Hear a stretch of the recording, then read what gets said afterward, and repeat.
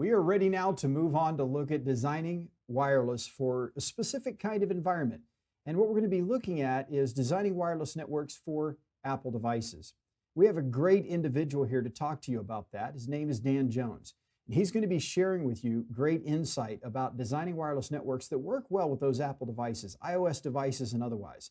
So what we're going to do right now is bring Dan Jones to the stage. Dan Jones, welcome and take it away.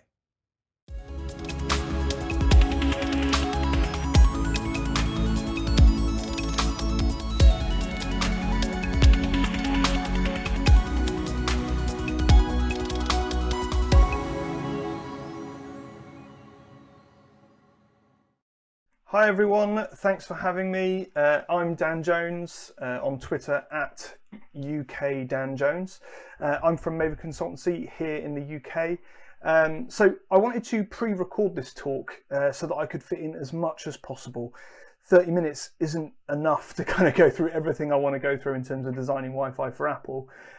So hopefully with the magic of editing, I can cut out all of the gumph so that you are getting 100% pure gold, perfect information. Okay, so strap in, get your notebook out. Firstly, let's talk about... I'm really hungry as well. Right, okay. I'm going to have to do this differently. Give me 2 minutes, I'll be back with you.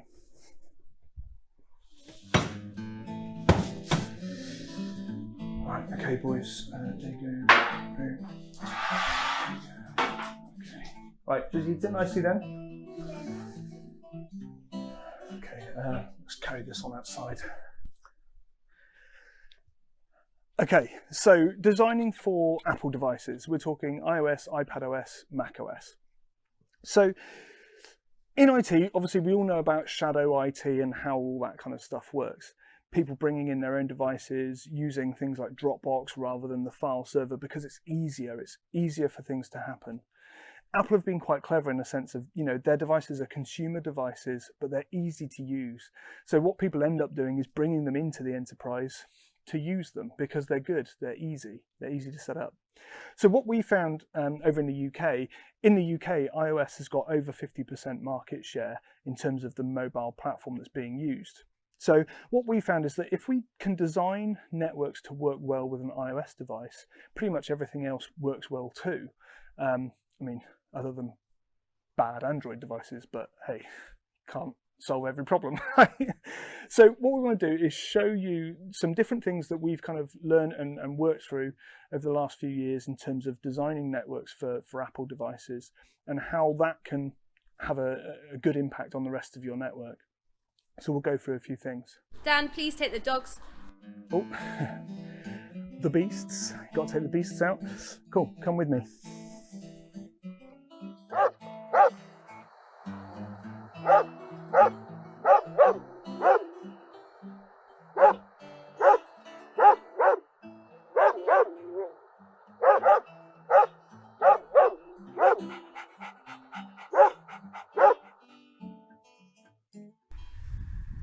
Okay, so some of the main settings that we need to realise are things like things like channel widths, things like that, what security we're going to use and stuff. So let's start with those simple things. So there are a few things that Apple recommend, which I'll magically put a link here for you to for you to find out. It'll be a support document for you to find out. So the things that are included in that there, which are basic things like try and use the most recent up-to-date thing in terms of channel widths, use as wide as you can until you can't, you know, quite basic things like that. One of the interesting things that it does say is to make sure that you're not using MAC filtering for authentication, which again makes sense, but also making sure that you're not hiding SSIDs. One of the interesting things that Apple say in that document is that actually it will reduce the battery life of the devices that you're creating the network for.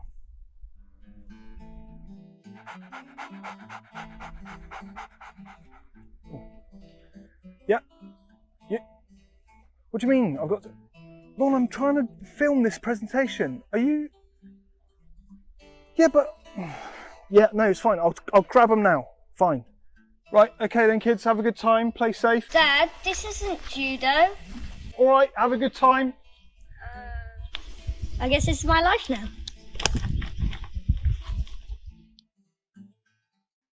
Okay, so let's have a look at roaming for iOS devices first, and then we'll move on to macOS afterwards. And by iOS, I mean iPadOS and iOS.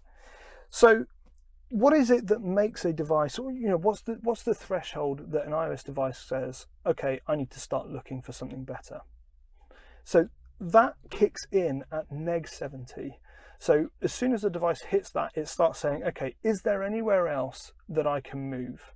Now, obviously, if you're using 802.11k, it's going to have received from the AP, these are the 6 that are strongest for me as the AP. Great. So what it's going to do is it's going to prioritize scanning those 6 channels first, and then if it can't find a suitable candidate on there, it will then start the scan from scratch.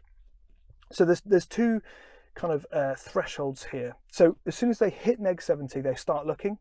If they are actively sending and receiving data packets, that's when an iOS device will say, okay, I need to find an AP that is 8 dB better. Yeah, so I just need it to be a bit better than what I'm getting right now. And it's wants to move quickly so that obviously that data stream isn't interrupted. If there's no data packets being sent or received, then it will say, okay, it's not critical that I move quickly, but I do want to keep my connection to the network. So it will wait until there is something that's 12 dB better than what it's currently on. I spoke a little bit there about 802.11k and how it will prioritize those 6 channels.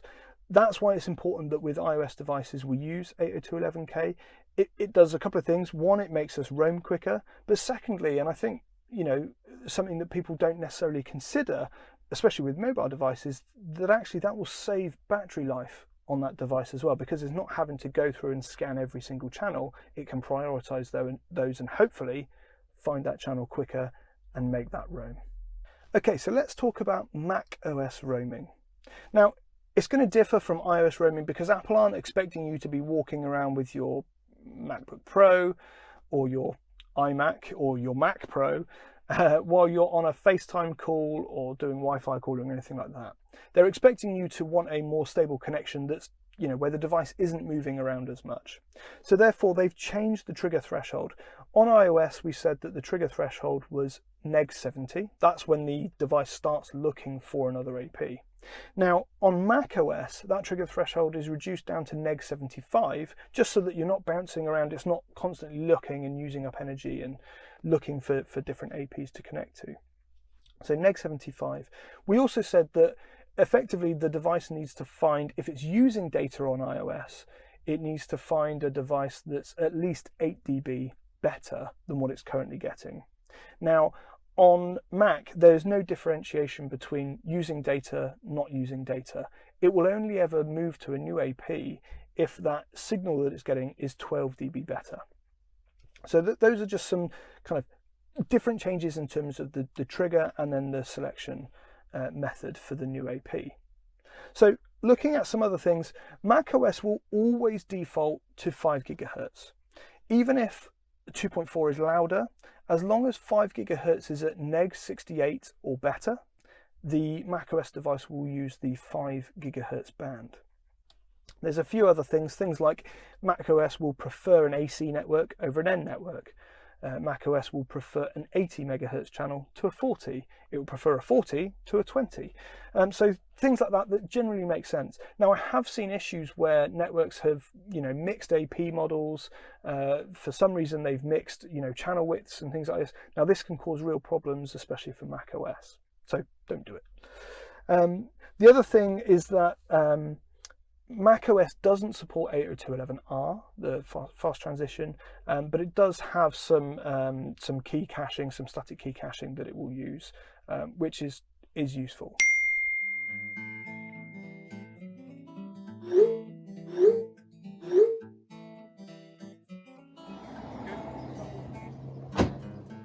Yep, I don't know how it happened.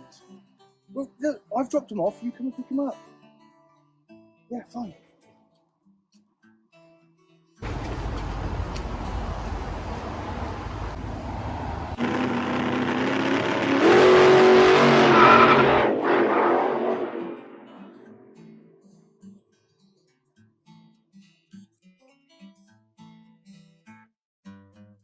Okay, that's all well and good, but how do we actually get the RSSI data from an iOS device? Because traditionally they've been the most difficult to actually get any of this information from. Well, there are a few ways. So the first way is we can use the Apple Airport Utility app and turn on some extra functions. Okay, so once you've installed Airport Utility, go into Settings, find Airport Utility by scrolling down, and then at the bottom there you'll see Wi-Fi scanner, turn that on, and then what we can do is go back into Airport Utility, the app, and then we'll see now in the top right hand corner Wi-Fi scan. We can choose the duration of the scan using that there, and then just hit the scan at the top, and what you'll find is that it starts just giving you the results of the scan as it's going through. So if we click on the share button there, we can export that, we can save that as a CSV effectively, or we can open it up and we can see there which channels are being used in the device and the time that we were looking through. So the next one is that we can actually download a profile from Apple, from the developer account, that will give us access to the performance diagnostics on the device. So if you head to developer.apple.com, go to the profiles and logs and then search for Wi-Fi, you'll then find Wi-Fi for iOS there at the top. If you click on profile, put in your details, download that, click allow, say it's for the iPhone, then go into settings, you'll see profile downloaded at the top, click install, enter your passcode, and then what you'll find is that you now have access to the Wi-Fi diagnostics profile. So if we now go into settings, find the Wi-Fi network that we're attached to, click on the eye, and then at the top there you have diagnostics. If you click on that, you'll then see that you now have live stats of exactly what your device can see. One thing about the Wi-Fi performance diagnostics profile is that it does need to be installed every 30 days.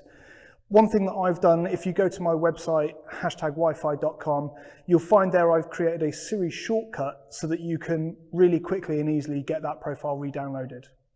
Then it gives us access to the information from the connection that our device currently has. The good thing about that is that you can test the device that you're designing the network for.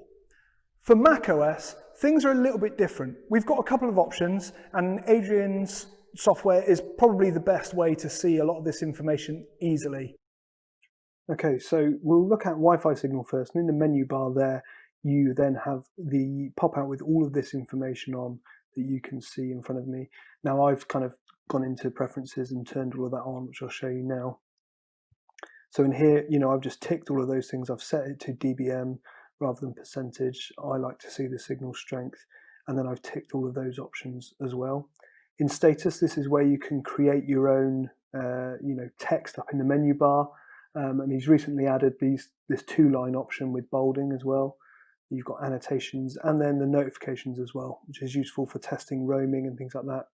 Another way that's really useful for roaming is that you can actually go into here and click into events, and then what you get is all of the events that you have. So again, you can deselect and select these. So if you just want to see the rate events, then obviously you have all of those there. And again, this will display as far back as you need to go. You can click on to display at the bottom here and go back to the last month and see everything that's been collected by this device, and then nicely export that again as a CSV, open that up in whatever you use. I use Numbers, and then you can see all of that data and it's ready to go, exported from that device.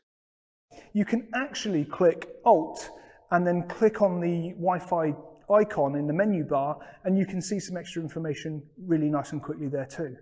So just a quick demo on how that works. You see the Wi-Fi icon here in the top of the menu bar. If I come off of that actually, if I click on it normally, that's what you see. If you click on it holding down the Alt key or the Option key, you'll then also get all this extra information here just directly in the menu bar. If you want to get more information than just the thing that you're connected to right now, a great way to do that is through Wi-Fi Explorer. So Adrian has a couple of different options for Wi-Fi Explorer. I'm using Wi-Fi Explorer Pro, and you can see here if you select on a BSSID, you can then see all the different information there, and then over time as well. You can also see it all graphed out here on the signal strength indicator. You've got lots of different columns here that you can add. Obviously it comes with preset things, but you can turn on columns as and when you need that information. You can also go into the advanced details and create new columns as well from things that you see within there. So again here, I can just go in and add a new column for the country code. I can create a new column for max basic rate and things like that as well. So again, loads of flexibility with this if you're wanting to see more than just the network you're connected to, which the other tools do really well. This also gives this to you. Now here I've actually got a MetaGeek DBX joined into this Wi-Fi DBX, and again you can choose to have it scanning the whole 2.4 and 5 gigahertz. You can change it just to one, just to the other, and again you get all these different options within the spec and as well. Okay, right, what do you reckon, guys? Do you reckon that's going to be good?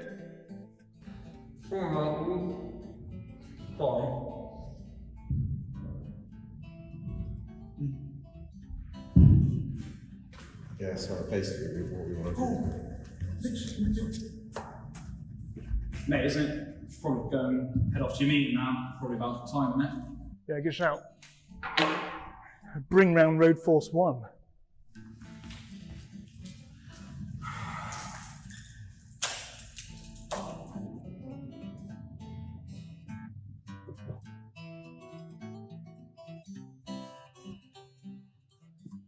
Good job, Lewis.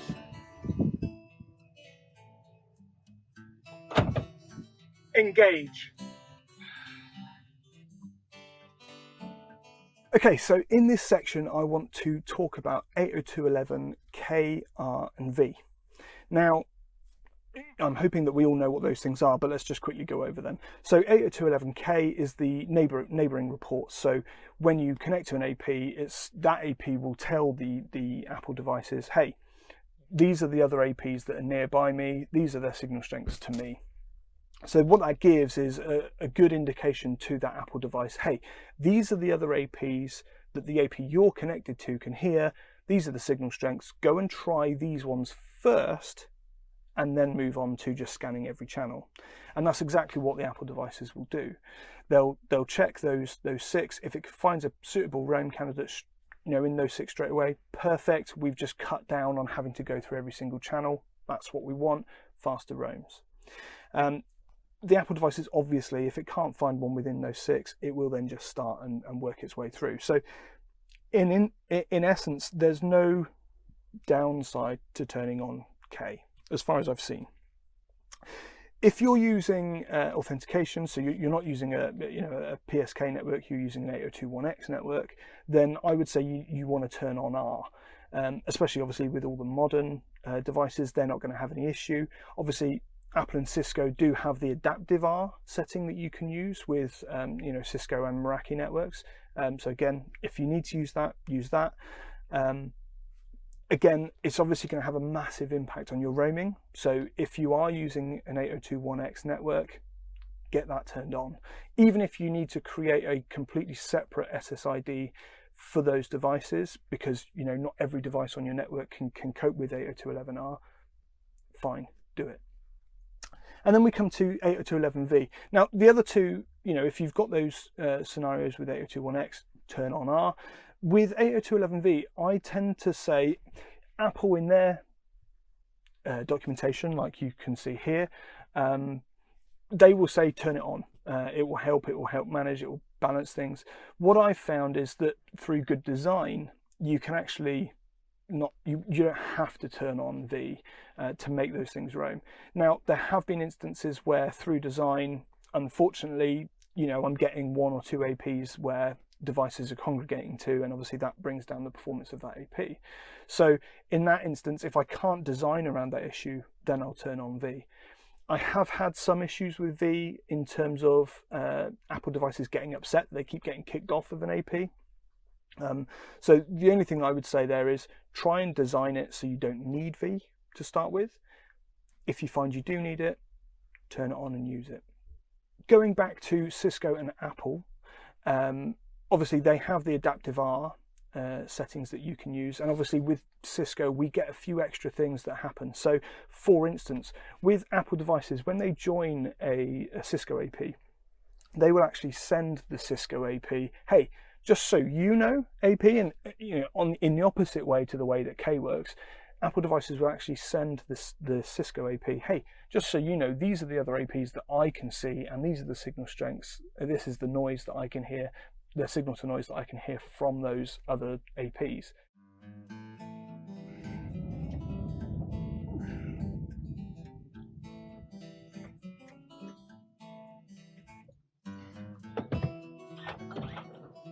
Thanks, Lewis. Take us for a clean, yeah?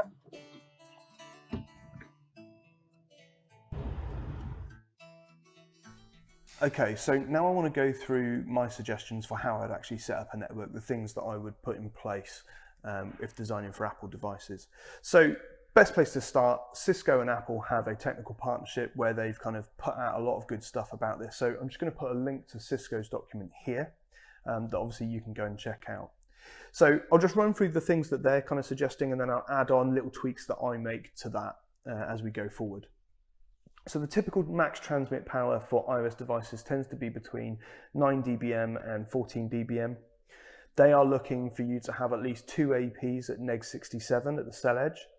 They're looking for your average channel utilization to be no more than 40%, 30% if you're doing voice over wireless.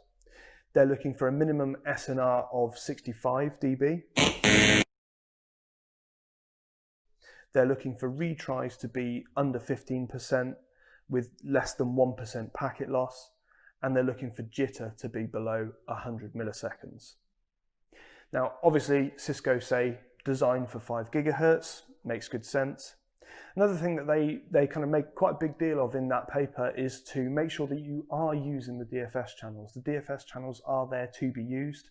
And what they suggest is trying to stagger your uni channels. So, we might have a Uni 1 channel, a DFS channel, and a Uni 3 channel next to each other, just so that if anything did happen within that DFS channel, you've got a Uni 1 or a Uni 3 channel for that device to go to.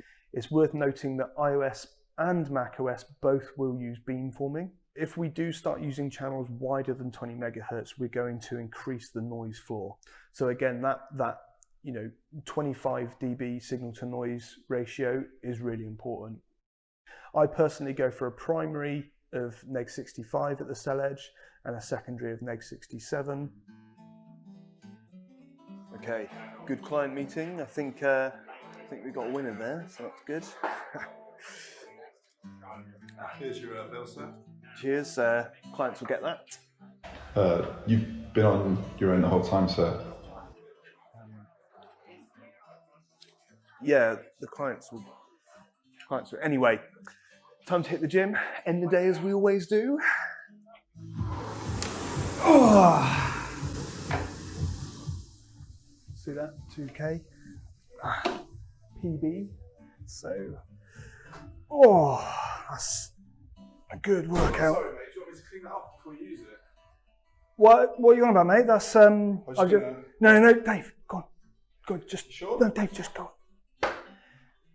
So, I think I've broken it. Anyway, Wi-Fi. Okay, so the last thing I want to talk about is just a few of the extra things that Apple do with wireless that we need to just take into consideration. So the first thing being Apple Wireless Direct Link. Now that is Apple's peer-to-peer wireless technology. And the way that it works, briefly, is that it will use a Bluetooth connection to initiate a session, which is set off by an application. So for instance, AirDrop.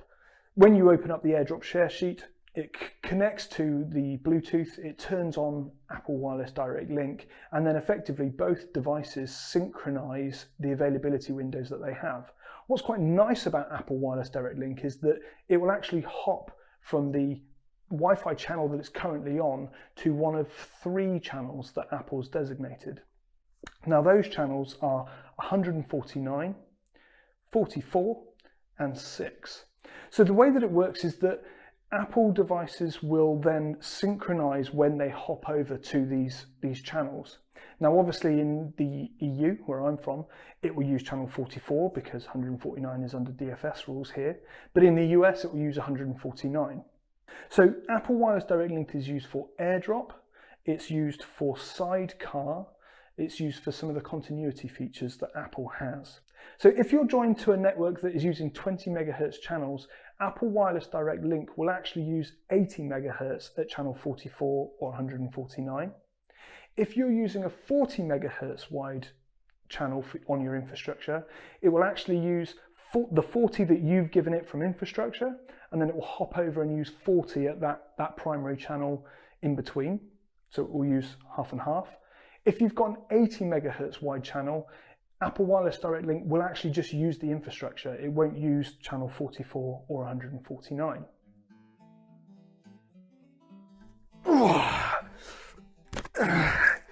50.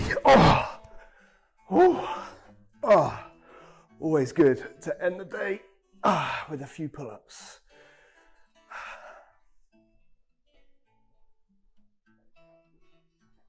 Okay, so to finish up, I just wanted to take you through a few kind of recap items. I'm not going to read through all of these, but I just wanted to put them up there. There are a few things on here that I didn't go through in the video. So the trigger threshold for iOS is neg 70, for macOS it's neg 75. And do remember that if the device is trying to roam to a new AP, the RSSI needs to be 12 dB or better. On iOS, if the device is currently using data, then it only has to be 8 dB. Try to use every single channel apart from channel 144. Always use 802.11k. If you need it, use R, and use V if you can't design around the issue. One of the big things that I do try and get people to make sure that they're doing is stagger the channel use across the unibands. I tend to live by this. If you design for iOS, macOS will be fine. Apple and Cisco recommend a minimum data rate of 12 megabits per second. Personally, I go for 24 megabits per second. Something that I do want to call out is that Wi-Fi calling is on by default on these clients. iOS devices are using Wi-Fi to make calls, just be aware of it. Obviously in the EU this is more of a problem, but be aware of Apple Wireless Direct Link. In the EU we obviously only have that Uni 1 band, and it will use up the entirety of that. So again, if you're getting issues, just know how Apple Wireless Direct Link works and how it might be affecting your network. Captive portal changes are coming. Get ready for them. Start working on it now. Don't put it off. We've already seen had the scare with iOS 14 beta. Start putting into place things for that now. Don't wait. Don't hold off. Apple will come back to this. They will do something with that, and it's not just Apple. Android are doing the same things as well. If you do have control of iOS devices, because they're internal, they're on your MDM, please make sure they're up to date. Incentivize users to make sure that their devices are up to date. And talking about if you have control, if you haven't already, please look into user enrollment. It was new in iOS 13. It basically solves all of the privacy and control issues that we previously had with bring your own device. Do look into it. It makes a massive difference, and I think it makes sense for the user and it makes sense for the company to invest in user enrollment and get that working.